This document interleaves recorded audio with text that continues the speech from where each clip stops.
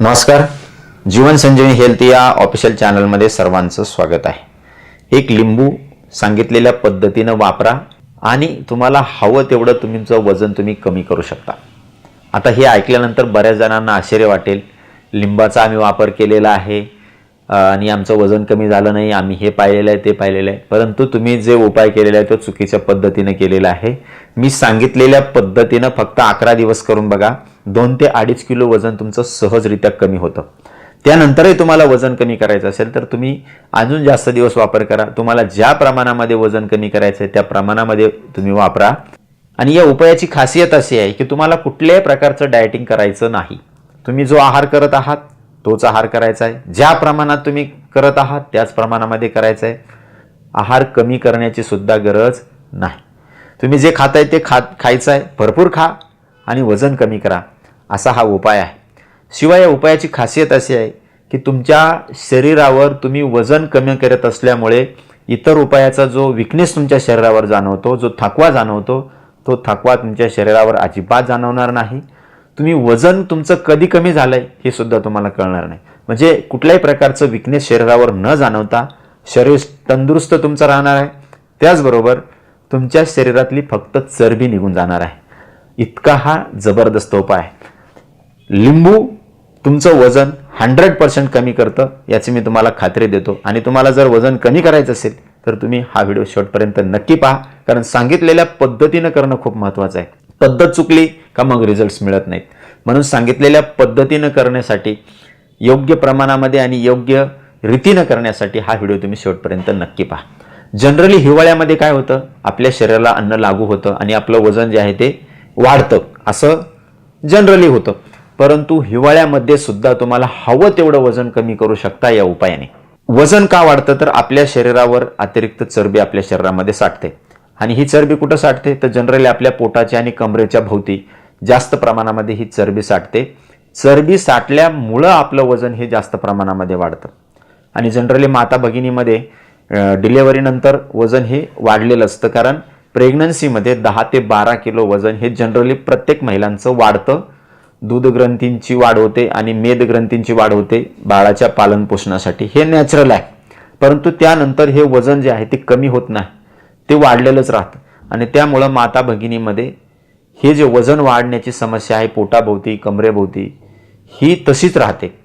त्याचबरोबर रजोनिवृत्तीनंतरही माता भगिनींचं वजन हे जास्त प्रमाणामध्ये वाढलेलं असतं. थायरॉईडची समस्या असेल तरी सुद्धा ही चरबी आपल्या पोटाभोवती कमरेभोवती साठते आणि आपलं वजन हे वाढतं. पुरुष असेल स्त्री असेल कुठल्याही व्यक्तीला सहजरित्या करता येणारा हा उपाय आहे. ज्यांना वजन कमी करायचं आहे ते सर्व व्यक्ती हा उपाय करू शकतात आणि अगदी सोपा आहे. म्हणजे तुम्हाला कुठल्याही प्रकारचा आहार बंद करायचा नाही. तुम्ही जे खाताय तेच खायचं आहे. तुम्ही जितक्या प्रमाणामध्ये खाताय तेवढ्या प्रमाणामध्ये खायचं आहे, तरीही तुमचं वजन कमी होणार आहे. ही या उपायाची खासियत आहे. तर सर्वात आधी तुम्हाला मी आहार कसा करायचा आहे, तुम्ही जे खाताय तेच खायचं आहे, तुम्हाला फक्त कशा प्रमाणामध्ये खायचं आहे ते तुम्हाला मी आधी सांगतो. आणि त्यानंतर लिंबू कसं वापरायचं आहे हेही तुम्हाला सांगतो. आहार मात्र तुम्हाला डेली जो खाताय तोच खायचा आहे. सकाळी तुम्हाला पोटभर तुम्ही ज्या प्रमाणामध्ये ब्रेकफास्ट घेत आहात, सकाळचा नाश्ता ज्या प्रमाणामध्ये करत आहेत त्याच प्रमाणामध्ये करायचं आहे. जे तुम्ही खाताय तेच खायचं आहे.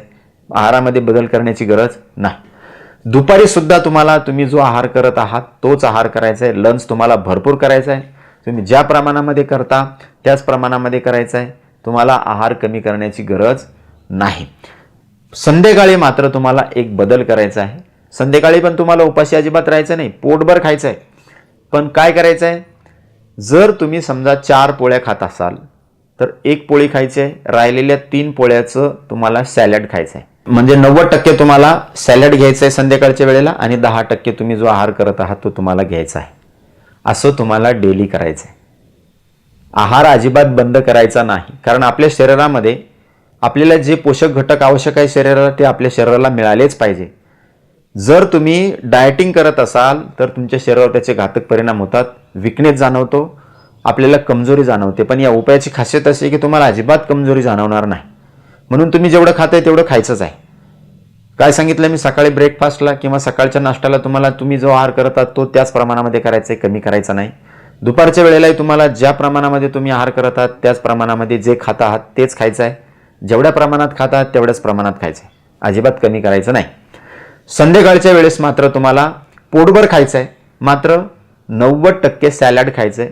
म्हणजे 4 पोळ्या खात असाल तर एकच पोळी खायची, 3 पोळ्याचा जो आहार तुमचा बाकी राहील तेवढं मात्र तुम्हाला सॅलड वापरायचे. सॅलडमध्ये काय वापरू शकता तुम्ही? काकडी खाऊ शकता, गाजर खाऊ शकता, मुळा खाऊ शकता, असे कच्चे पदार्थ सॅलडमधले तुम्ही खाऊ शकता. शिवाय मुगाची मटकीची अर्ध कच्ची उसळ तुम्ही खाऊ शकता. म्हणजे पोटभर तर खायचं आहे, परंतु याप्रमाणे खायचं आहे. हे झालं आहाराच्या बाबतीत. आहार याच पद्धतीने तुम्हाला करायचा आहे. त्यानंतर लिंबू तुम्हाला वापरायचं आहे सकाळी उपाशीपोटी. तर सांगितलेल्या पद्धतीने लिंबाचा वापर करा. हे इतकं परिणामकारक आहे शरीरावरची चरबी वितळवण्यासाठी. तुम्हाला लगेच रिझल्ट याचा दिसायला लागतो. म्हणजे 10-11 दिवसामध्ये 2-2.5 किलो वजन तुमचं खात्रीशीर कमी होतं. सांगितलेल्या पद्धतीने आहार करा आणि त्याप्रमाणेच लिंबाचा वापरही करा. तर लिंबू काय करायचं आहे? अर्ध लिंबू आपल्याला कापून घ्यायचं सकाळी.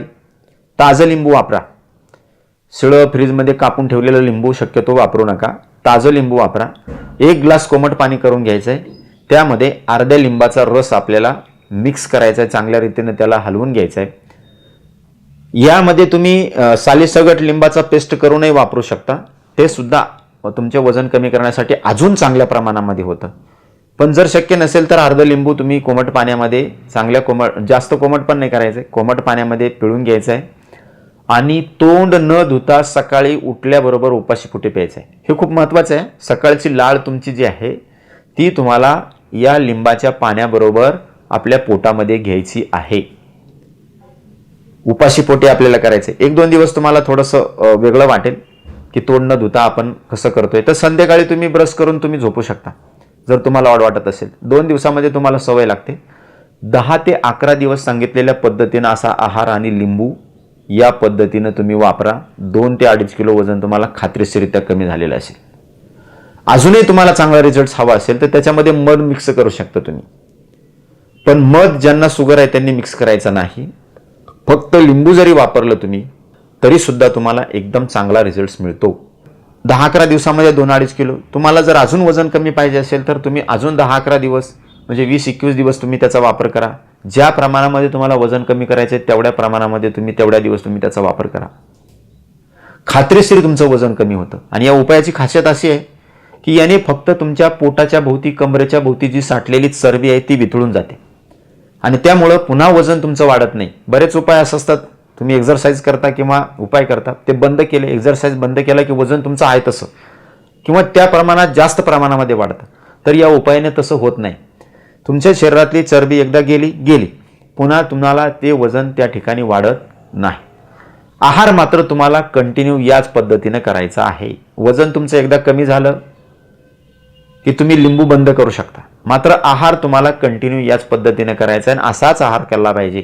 म्हणजे तुमचं कोणत्याही व्यक्तीचं वजन जर तुम्हाला कंट्रोलमध्ये ठेवायचं असेल तर सकाळचा ब्रेकफास्ट पोटभर, दुपारचं जेवण पोटभर, संध्याकाळी 90% सॅलड आणि 10% आहार. हे जर सूत्र तुम्ही पाळलं तर आयुष्यामध्ये तुमचं वजन कधीच वाढणार नाही, चरबी तुमच्या शरीरावर कधीच साठणार नाही. तुम्ही सांगितलेल्या पद्धतीनं आहार करा. लिंबाचा पण सांगितलेल्या पद्धतीनं वापर करा.